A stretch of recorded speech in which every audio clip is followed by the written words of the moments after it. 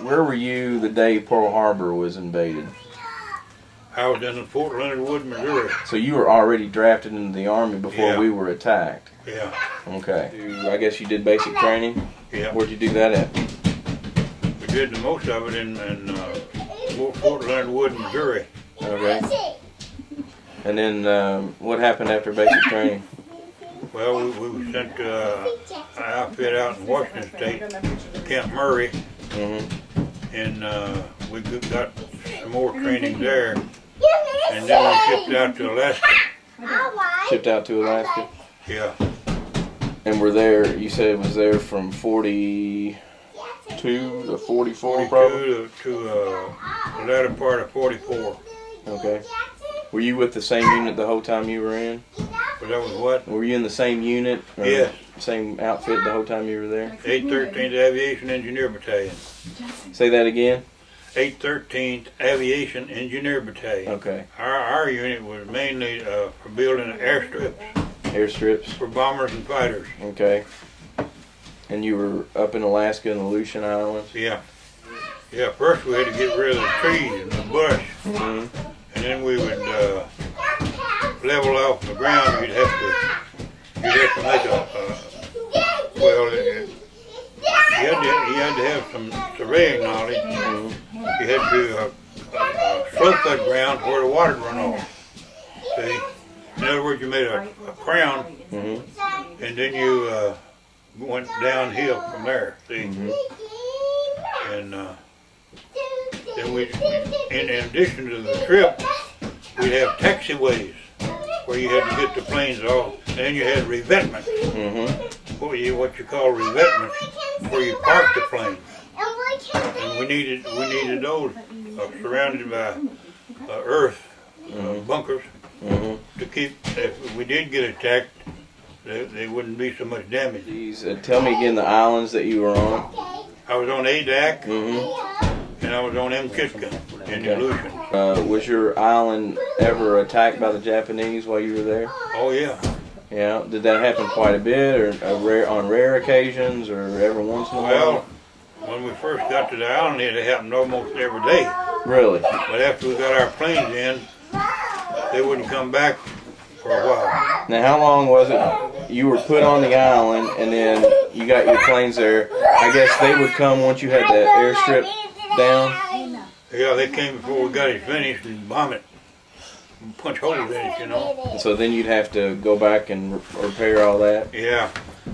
So how long would it usually, do you remember how long it would take by the time you all would get to the island and then the first American planes would come in? Oh, I'd say a matter of a couple of weeks. Okay.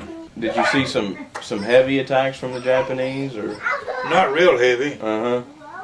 We'd have maybe 4 or 5 planes at a time. Would you have plenty of notice before they come in, or? Yeah, we had spotters out that would, to let us know. Did you ever engage the enemy yourself, or with weaponry, or? Oh yeah, I was in charge of a machine gun crew. Anti-aircraft group. And I had four 50 caliber machine gun crews, and of course they fired the planes, Right. So as the planes were coming in and bombing, you would be fighting right back with them. Yeah. Did your all's outfit suffer any casualties? Yes. Yeah. We suffered a casualty on. I don't think on Adak we did, but we did on Mchitka. They come over and bombed us one time, and they killed 2 men. One of them right behind me. And then they strafed us again and killed an infantryman. They were going up the hill there. Yeah, we had engagements with them. Is that when the fellow that died behind you, was that as close as you probably got to getting hit with something? I think so. Yeah. How far away was he when he got hit? How far away he was from me? Yeah. I'd say he was about 40 feet, 30, 40 feet maybe. Okay. And that was during an engagement? Yeah. Yeah.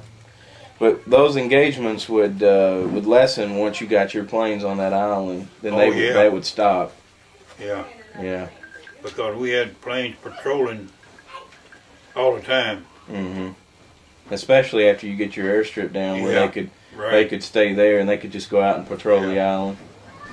What? And so you were there doing that for 2 years, and then you said you come home on a 30-day furlough. Yeah, that was in December. Mm-hmm. 44. So was that during a Christmas break, I guess? Yeah. What'd you do on that furlough? Did you go back to Tennessee? Went back to Tennessee to see my parents. Uh-huh. And in January of 45, we reported back to Washington State. Mm-hmm. And took some training for South Pacific. We're still building airstrips, but basically our work was the same. Well, the first island we was on was Guam. And of course we made a stop in Hawaii to pick up some extra troops. Mm-hmm. Then we went on to Guam, and then the next island we was on was Okinawa. Okay. And that's when the war ended. When you were on Okinawa? Yeah, in August of 1945. Mm. So you were in Okinawa when the Japanese surrendered. Where were you when the Germans surrendered? That was before that. I was on Okinawa then. You were on Okinawa then too. See, I believe they surrendered in April or May, wasn't it? Mm-hmm. Well, I was already on Okinawa by that time. Mm-hmm. So were you on Okinawa when the atomic bombs were dropped? Yes. After the Japanese surrendered, what happened with your unit? Well, we just more or less marked time until we could get a ship to go home. When did the ship come to get you? It was the latter part of October, I think. Okay. And where did that ship take you back to Washington State? No, it took us back to Portland. Mm-hmm. And Oregon. We were put in the barracks there, and we were discharged in about a week. So when you were discharged, where'd you go? Well, I stayed out on the West Coast. I had some friends that lived out there. Uh-huh. And they invited me up to their home. Uh-huh. And I stayed out there about a week or so. Uh-huh. And then I boarded the train and came back to Tennessee. And how long were you in Tennessee? I guess about a month. And then you came back to Louisville? Yeah. I had a job promised to me here at Sears and Roebuck. Because you had started working there before the war. Before the war, and they promised you that they would have a job for you when you came back.